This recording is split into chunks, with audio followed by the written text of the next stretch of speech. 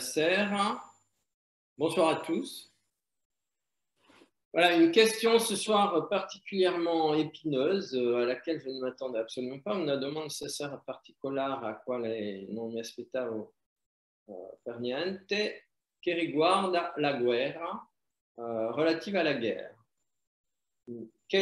Donc, je pourrais résumer, quel est le sens de la guerre, quel est le sens de, on va dire, du déversement du sang humain, qual è il senso della guerra, qual è il senso del fatto di versare del sangue umano nella terra. Voilà. Et donc, l'exemple venait on va dire, d'un épisode relativo a Krishna. L'esempio veniva di un episodio relativo a Krishna che durante una guerra che oppone, diciamo, il re solare e il suo esercito al re lunare e il suo esercito, donc l'exemple c'était que durant une guerre dans laquelle Krishna on va dire, dans lequel, pendant l'époque de Krishna, le roi solaire s'oppose au roi lunaire. Le roi solaire n'a pas vraiment envie de partir à la guerre. Il re solare non ha voglia di partire in guerra. Et Krishna le sermonne et Krishna lui dit non va bene così, il faut se battre. Uno deve affrontare la situazione, même s'il y a du sang qui coule, anche se c'è sangue che corre. Voilà. Alors, bien entendu, que signifie la guerre? Pourquoi la guerre sur cette planète? Che significa la guerra? Perché la guerra su questo pianeta? Alors, si vous voulez, la guerre, c'est l'expression maximale de la dualité. La guerra è l'espressione massimale della dualità. Si vous voulez, quand tous les moyens de surmonter la dualité entre deux parties sont épuisés, eh bien, il n'y a plus d'autre recours que la guerre. Quando tutti i mezzi per superare un'opposizione fra due parti sono, diciamo, non sono riuscite e non c'è altro modo che la guerra. Alors, au niveau individuel, on a inventé les tribunaux. Hein. A livello individuale abbiamo inventato i tribunali, ma rappelez-vous qu'il n'y a pas si longtemps, il y avait des duels. Ricordatevi che non c'è tanto tempo fa c'erano duelli. Et souvent, à la fin d'un duel, il y en a un des deux qui restait sur le carreau. Spesso alla fine di un duello uno dei due rimaneva deliziosamente sdraiato in terra, ma con diciamo, il corso del tempo frenato, sparito. Donc,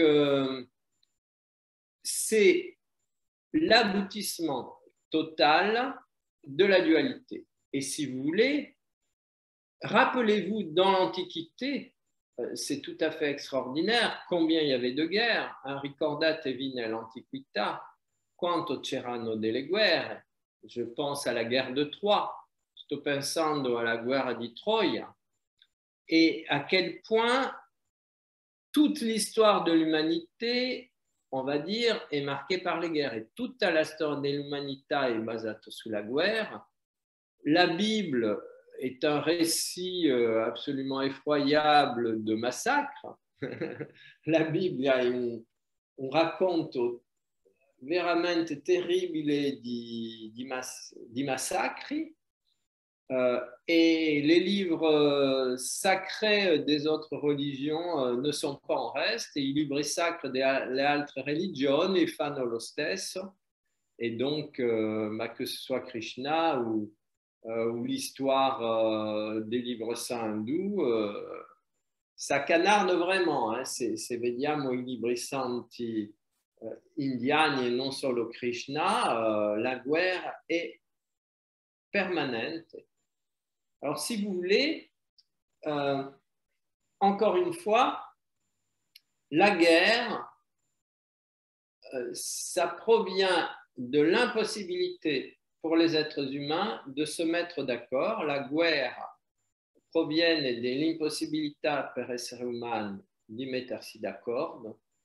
Ça veut dire qu'il y a incompatibilité totale entre le mental des protagonistes. Significa che c'è un'incompatibilità totale tra i mentali dei protagonisti. Et bien entendu, pourquoi est-ce qu'il y a incompatibilité mentale? Perché c'è incompatibilità mentale? Parce que la plupart du temps, il y a des intérêts divergents. Perché molto spesso gli interessi sono divergenti. Les intérêts sont d'ordre, on va dire, émotionnel, et les intérêts sont d'ordre matériel et déclenchent émotionnellement la volonté d'éliminer l'adversaire. Gli interessi sono a livello concreto e provocano il desiderio di eliminare l'adversario parce que l'adversaire s'oppose, représente un obstacle aux objectifs de l'autre, perché l'avversario rappresenta un ostacolo ai propri obiettivi. Et donc, on voit à quel point, si vous voulez, aussi bien au niveau mental qu'émotionnel, la palette possible des comportements est gigantesque. A livello mentale come emozionale, diciamo, i gradini di compréhension e di percezione del mondo sono gigantissimi. Et il suffit donc d'objectifs contraddictoires ou même opposés, e basta obiettivi contraddittori o anche opposti pour faire que les protagonistes vont utiliser le mental pour empêcher absolument toute possibilité diplomatique de résolution d'un problème. E il protagonista vanno a usare il mentale per impedire assolutamente ogni tipo di possibilità di superare una problématique. Et très souvent, vous avez vu à quel point les guerres sont provoquées par des motifs absurdes. E avete visto quanto spesso le guerre sono alimentate da motivi assurdi, alimentés par, on va dire, des faux motifs, anche per falsi motivi. Et là, on a récemment l'exemple de l'Irak, qui est quelque chose d'extraordinaire, où on a accusé, on va dire, le président de ce pays de fomenter la production de l'arme nucléaire alors qu'il n'en était rien. Il presidente dell'Iraq è stato accusato di fomentare la creazione dell'arma nucléaire quando non era assolutamente il caso. Et donc, ça a été le prétexte à ce qu'on a vu, è stato il pretesto a un désastre totale, donc à un désastre total. Voilà. Mais, et donc, toujours, lorsqu'il y a une guerre, il faut se dire où sont les intérêts des différentes parties. Quando c'è una guerra, bisogna chiedersi dove sono gli interessi dei vari partiti. C'est très intéressant de voir au niveau des deux guerres mondiali, è molto interessante di vedere le dinamiche durante le due guerre mondiali. Alors, si vous voulez, la différence, c'est qu'on est arrivé à un tel raffinement technologique des moyens de destruction que maintenant, il faut faire un peu plus attention. Siamo arrivati a un raffinamento tecnologico della distruzione talmente straordinario che bisogna essere più attenti Mais attention, il faut faire plus attention quand l'adversaire est de taille.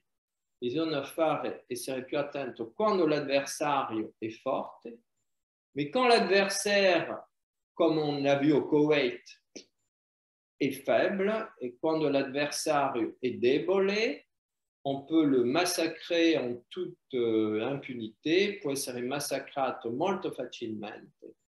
Et vous avez vu qu'au Koweït, l'intervention américaine, ça a été, me semble-t-il, 0 mort. Nel Koweït, l'intervento degli Stati Uniti è stato 0 morti.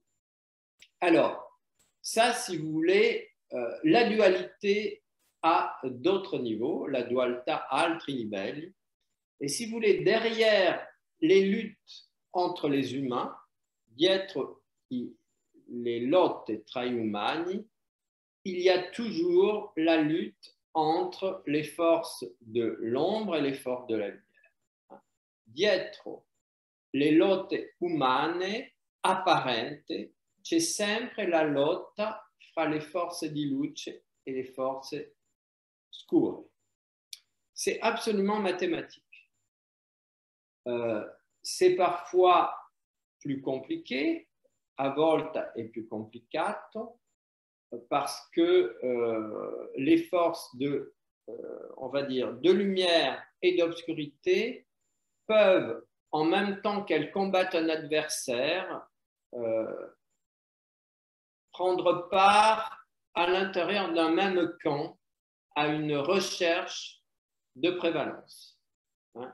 E una cosa ancora più complicata è che all'interno, perciò, di una guerra c'è generalmente la lotta fra forza di luce e oscurità, ma all'interno di ogni campo spesso c'è comunque una lotta fra l'oscurità e la luce. Si vous voulez, l'obscurité, c'est toujours de saboter la lumière. L'obscurità cerca sempre di sabotare la luce. Et alors, quand on remonte à cet épisode de Krishna, et quando si risale a questo episodio di Krishna, on a l'opposition entre le roi de l'armée solaire et le roi de l'armée lunaire. Dans la tradition, on va dire, antique, on dit qu'en Atlantide, il y avait les fils de la loi de 1 et les fils de la loi de Belial. Si dice nella tradizione che in Atlantide c'erano i figli della legge di Uno et i figli della legge di Belial.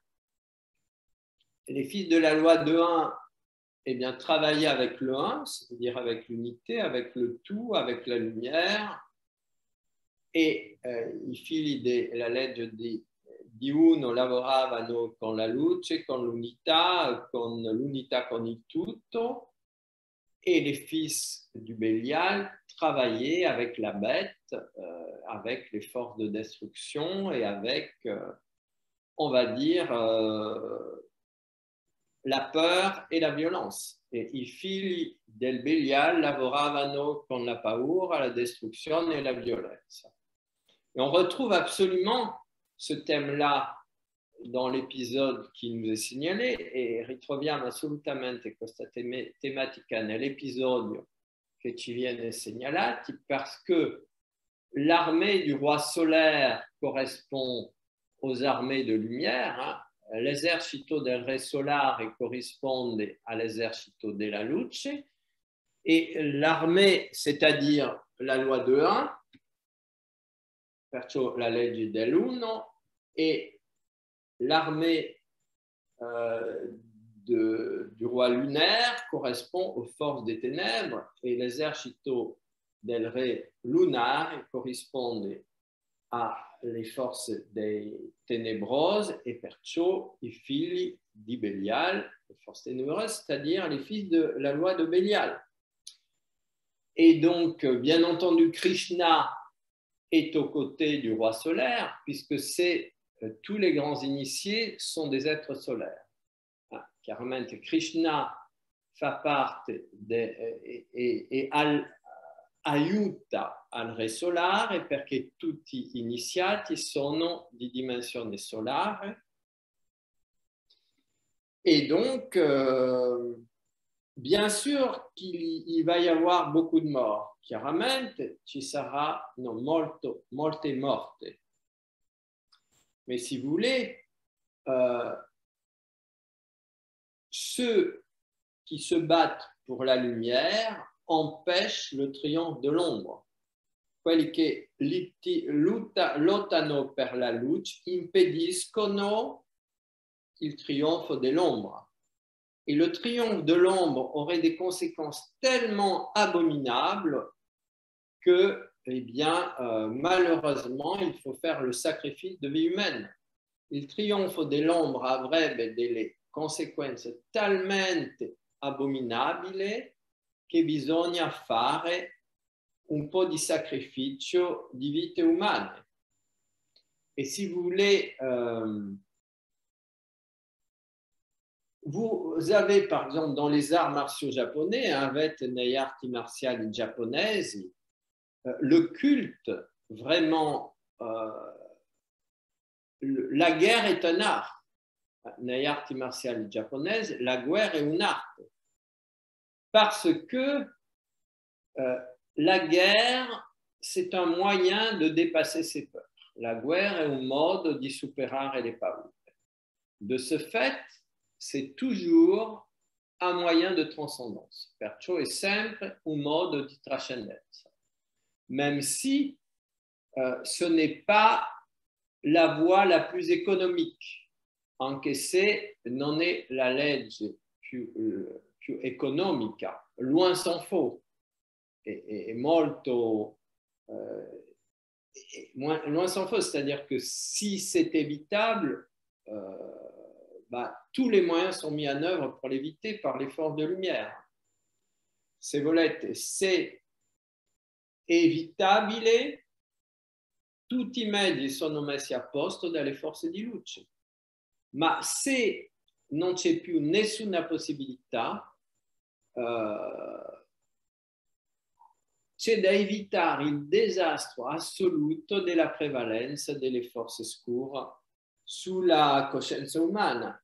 Il faut éviter absolument, impérativement la victoire des forces obscures qui, on va dire, qui empêcherait la conscience humaine de s'épanouir.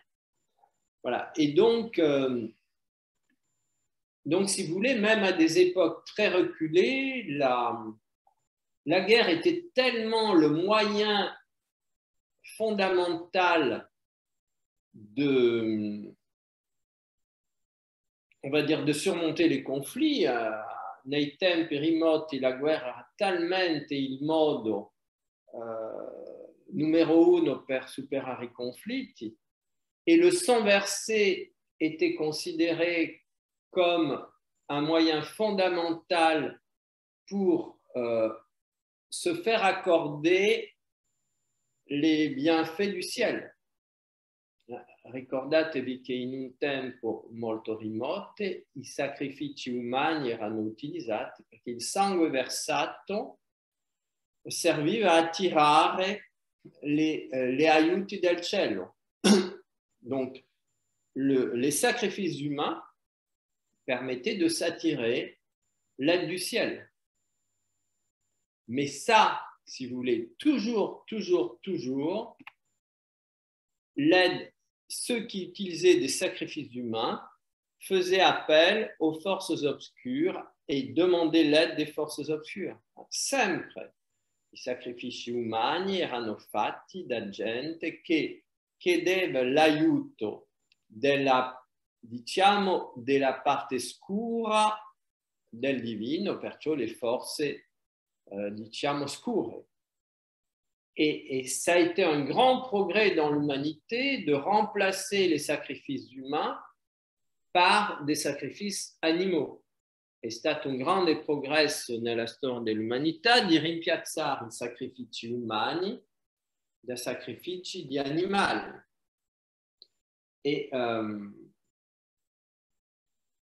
les sacrifices humains remontent aux temps les plus reculés. I sacrifici umani risalgono ai tempi più remoti, disons, dans les livres sacrés, nei libri sacri, mais ce sont toujours des rituels faits au maître des ténèbres, ma sono sempre dei rituali fatti ai maestri dei ténèbres. Voilà. Et si vous voulez, les guerres sont des rituels collectifs, on va dire, de mise à mort et d'offrande aux forces des ténèbres. Les guerre sono dei rituali fatti, dei rituali collettivi di morte offerti alle forze ténébrose, mais si on les laisse faire, eh bien, elles n'ont absolument plus de frein. Se le lasciamo fare, non hanno più nessun freno. Si vous voulez, le sang appelle le sang. Il sangue chiama il sangue. Il faut donc impérativement les empêcher d'aller sur ce chemin, et malheureusement, le seul moyen, c'est de sacrifier d'autres êtres, mais avec des motivations différentes. Bisogna imperativamente impedire, ma il solo modo è, diciamo, di affrontarli perdendo altre vite, perdendo sangue, ma con motivazioni diverse. Parce que si vous voulez, le but que vous avez quand vous partez à la guerre transcende même votre propre mort. Lo scopo che avrete quando andate in guerra va trascendere anche la vostra propria morte. Et c'est ce qu'on appelle les héros. Et ciò che si chiamano gli eroi, si vous mourrez pour la liberté, pour votre patrie à une époque lointaine, et pour les plus grandes valeurs humaines, c'est morite per la vostra patria nel passato, ma per la libertà e i più grandi valori umani, vous transcendez on va dire, la pesanteur destructive du sacrifice des morts. Trascendete la pesantezza del sacrificio dei morti. Et donc, si vous voulez, quelqu'un comme Krishna va, on va dire, insuffler, et pas seulement lui, on le trouve dans toutes les traditions, qualcuno come Krishna va insufflare l'esprit de service, on va dire, aux qualités les plus nobles, lo spirito di servizio alle qualità le più nobili, pour pouvoir transcender malheureusement les tragédies guerrières, per poter trascendere les tragédies guerrières. Et donc, pour revenir au Japon, les arts martiaux, c'était un art extraordinaire de se centrer dans le hara de façon à, si vous voulez, quand on est centré dans le hara, on est aligné avec l'univers. Quando uno è centrato sul hara è allignato con l'universo. Et quand vous êtes aligné sur l'univers, ça n'a plus vraiment d'importance que vous soyez mort ou vivant, parce que vous êtes aligné sur l'univers. Quando siete allignati sull'universo non ha più grande importanza che siete morti o vivi, perché l'importante è che siete allignati sull'universo. Et si vous voulez, quand vous combattez aligné avec l'univers, ça n'a plus aucune importance pour vous l'issue du combat. Quando siete uniti con l'universo, centrati veramente nella potenza straordinaria dell'universo, ve ne fregate completamente di morire o di sopravvivere. C'est plus du tout. Et si vous voulez, ce centrage, qu'est-ce que c'est? Che cosa è questo centrale, questa centratura? Si vous voulez, le centrage des guerriers de toutes les époques, la centratura dei guerrieri di tutte le epoche, le centrage des guerriers japonais, des samouraïs, la centratura dei guerrieri japonais, des samouraïs. Je me souviens un épisode, j'ai vu un film absolument magnifique où, pour respecter leurs promesses, toute une armée de Japonais se font harakiri. Ho visto un film assolutamente magnifico dove tutto un esercito giapponese per rispettare una premessa si fa harakiri. Ah, on peut dire c'est un suicide. Oui, mais dans quel état est-ce que vous vous suicidez? On peut dire è un suicidio, ma la domanda è in che stato vi suicidate? Si vous suicidez dans cet état d'alignement avec les forces de l'univers, ce n'est pas un suicide, parce que vous mourrez dans l'alignement. Et si vous mourrez dans l'alignement, vous ne mourrez pas. Perché morite nell'allineamento. Et se morite nell'allineamento, non morite. C'est pour ça qu'il y a tout un tas de légendes. Vous allez au pays des héros, andate nel paese dei eroi, qui n'est rien d'autre que, on va dire, dans les légendes celtiques, pareil, tous les héros celtiques, donc ceux qui avaient atteint ces états-là, tutti i eroi celtici che aveva raggiunto questi stati-là, ils allaient au pays d'Avalon, andavano nel paese di Avalon, qui était la récompense des guerriers, qui rappresentava la récompense d'un guerriere, qui était un monde au-delà de la vie et de la mort. C'était déjà un monde de conscience éternelle. Era un mondo al di là della vita e della morte, che era un mondo di coscienza eterna. Et cet alignement, eh bien, c'est l'alignement du tube pranique. Questo allineamento è l'allineamento del tubo pranico. Si vous voulez, notre tube pranique, c'est l'outil d'expansion de la Merkaba. Il nostro tubo pranico è l'instrumento di espansione della Merkaba. Et si vous voulez vraiment commander votre Merkaba, se volete veramente ordinare alla vostra Merkaba, vous devez impérativement être centré sur votre hara. Dovete essere centrato sul vostro hara. Mais vous ne pourrez être centré sur votre hara que si vous avez nettoyé tous vos chakras. Ma potrete essere centrati sul vostro hara unicamente se avete pulito l'insieme dei vostri chakras, parce que vous ne pouvez pas prendre un chakra et l'extraire du reste, non peut-être prendre un chakra et extrairlo del resto, parce que tous les chakras sont un, parce que tous les chakras sont uno. Mais il y a tout un art d'utiliser chacun des chakras et d'utiliser la qualité de chacun des chakras. Ma c'è tutto un'arte per utilizzare ognuno dei chakras e per utilizzare la qualità di ogni chakra.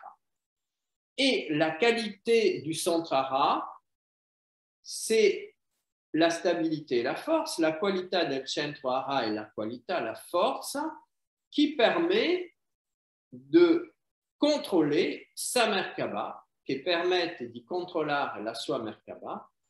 Le centre hara, c'est le centre absolu de votre véhicule de lumière. Il centro hara è il centro assoluto del veicolo di luce. Et je me souviens que, bon, j'ai fait des arts martiaux à une époque, ho fatto degli arti martiali a una epoca, c'était magnifique, j'ai fait ça pendant des années, era magnifico, si chiama Shintaido, c'est le Shintaido, l'art que je pratiquais. Et donc, je faisais beaucoup de Shintaido à l'époque où j'ai découvert la Merkaba. Facevo molto Shintaido nella epoca dove facevo Merkaba. Et donc, Et un jour, disons, j'ai eu un moment privilégié avec mon prof. Un giorno ho avuto un momento privilegiato con il mio insegnante e je lui ai un peu parlé de ce que je faisais, gli ho un po' parlato di ciò che facevo, de la géométrie sacrée, della geometria sacra, de la Merkaba, della Merkaba. Et là, mi disse, mais bien sûr, mais c'est ça. Le but des arts martiaux, c'est la Merkaba. E mi disse, ma chiaramente, ma è quello, lo scopo dei arti martiali è la Merkaba. Et à partir de là, dans les séances, on va dire, de préparation, partendo da questo giorno, nelle sequenze di preparazioni, donc pendant les entraînements, durant gli allenamenti, il nous faisait faire tout un travail pour remplir l'espace autour de nous de formes géométriques, c'est-à-dire pour donner à l'espace autour de nous les formes de géométrie sacrée. E ci faceva fare tutto un lavoro per, diciamo, rappresentare intorno a noi le forme di geometria sacra. Parce que, ben oui, dès qu'on se centre avec le hara, on met en place la Merkaba. C'est une autre façon, si vous voulez, d'aboutir au même but. Et un altro modo di raggiungere gli stessi scopi. Voilà, donc si vous voulez, vous comprenez que dans la guerre, il y a, pareil, comme en toute chose, tous les niveaux d'expression de la peur et tous les niveaux d'expression du courage. Nella guerra ci sono tutti i livelli di espressione della paura e tutti i livelli di espressione del coraggio et tous les niveaux d'expression de l'héroïsme et tous i livelli di espressione dell'eroisme. Alors en réalité, Colette, avec qui j'ai travaillé pendant 19 ans à Jérusalem, Colette diceva che con quale ho lavorato per 19 anni in Gerusalemme, disait qu'il y a une différence entre les martyrs et les héros. C'è una differenza fra i martiri e i eroi. Les martyrs perdent la guerre et en général meurent ou sont blessés. I martiri perdono la guerra e vengono feriti o morono, e les héros en sortent vivants et triomphants. Gli eroi ne escono vivi e trionfanti.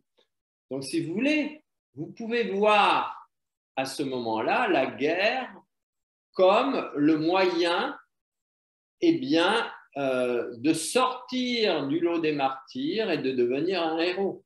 Potete vedere la guerra come un modo per uscire del mondo dei martiri e diventare un eroe. Et si vous voulez, ça c'est au niveau individuel, c'est aussi au niveau collectif. Vous avez cet extraordinaire épisode des Dardanelles en Grèce, avete questo episodio favoloso delle Dardanelles in Grecia, où quelques milliers de guerriers grecs ont mis en déroute l'armée perse, dove qualche migliaia di guerrieri greci hanno messo, diciamo, in derrota l'esercito perse. Et là, il semblerait que les maîtres de Delphes, donc des temples, ont déclenché des orages électriques absolument indescriptibles. Sembra che i maestri dei templi greci hanno, diciamo, liberato le forze del cielo e manifestato come si dice, c'erano delle luci terribili che con un tempo orribile che arrivava dal cielo, c'est-à-dire qu'ils savaient utiliser les forces électriques de l'univers, sapevano utilizzare le forze elettriche dell'universo. C'est la même chose que font les héros. Et la stessa cosa che fanno gli eroi. Les héros utilisent les forces de l'univers qui sont en eux, gli eroi usano le forze dell'univers che sono dentro, et les grands prêtres utilisent les forces de l'univers qui sont extérieures. I grandi sacerdoti utilizzano, les grandi iniziati utilizzano le forze dell'universo che sono esteriori, mais en réalité, dans les grands initiés, les forces de l'univers s'unissent avec les forces intérieures. E nei grandi iniziati, le forze dell'universo s'uniscono alle forces intérieures. Et la différence donc entre les héros et les grands initiés, c'est que les héros ont dominé l'énergie intérieure, gli eroi hanno dominato le forze interiori, les grands initiés ont unifié les forces extérieures avec les forces intérieures, i grandi iniziati hanno superato le forze esteriori, hanno unito le forces extérieures con le forces intérieures, et en unifiant les forces extérieures avec les forces intérieures, ils ont transcendé la dualité. Et unendo le forze interiori con le forze esteriori, hanno trasceso la dualità. Voilà, et donc c'est ça le travail qui nous est demandé. Questo è il lavoro che ci è richiesto. C'est aussi le travail, le nettoyage des chakras, encore une fois, a pour but de nous apprendre à les utiliser. La pulizia dei chakra ha per scopo di impararci a utilizzarli. Et le central dans le hara, c'est un moyen de, si vous voulez, c'est comme apprendre à faire tourner le monde autour de nous, au lieu de tourner autour du monde. Centrarsi nell'hara è come fare girare il mondo intorno a noi, invece di girare intorno al mondo. Voilà, donc c'est absolument magnifique, magnifique, magnifique.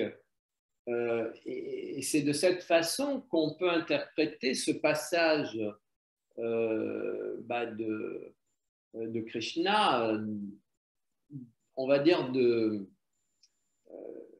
in questo modo che si può interpretare il consiglio che Krishna va dare al Re Solare di superare la sua reticenza à andare in guerra. C'est comme ça qu'on peut interpréter la réticence le conseil de Krishna de surmonter la réticence que le roi Soleil a de partir en guerre.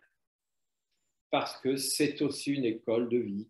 Perché è anche una scuola di vita. Mais bien sûr, eh bien, ça montre que l'être humain est encore très peu évolué, mostra comunque che l'essere umano è ancora molto poco evoluto.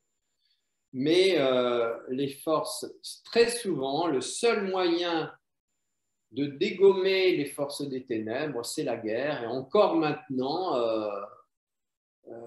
eh bien, espérons qu'on n'aura pas à en arriver là. Encore adesso il modo per riuscire a superare le forze delle tenebre e la guerra, speriamo che in questa epoca non sia più necessario.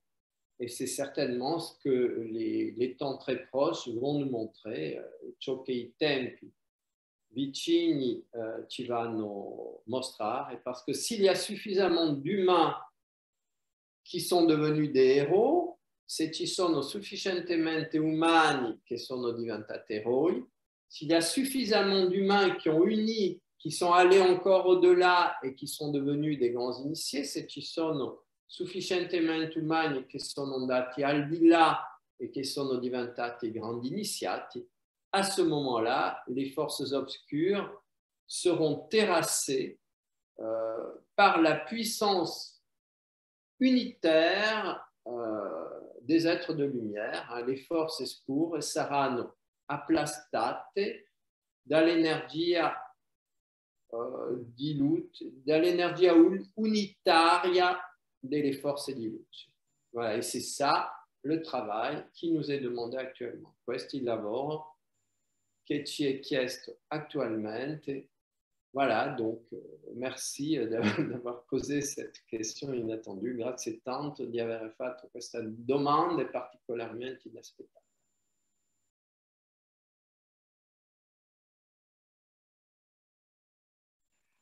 Et merci à Krishna.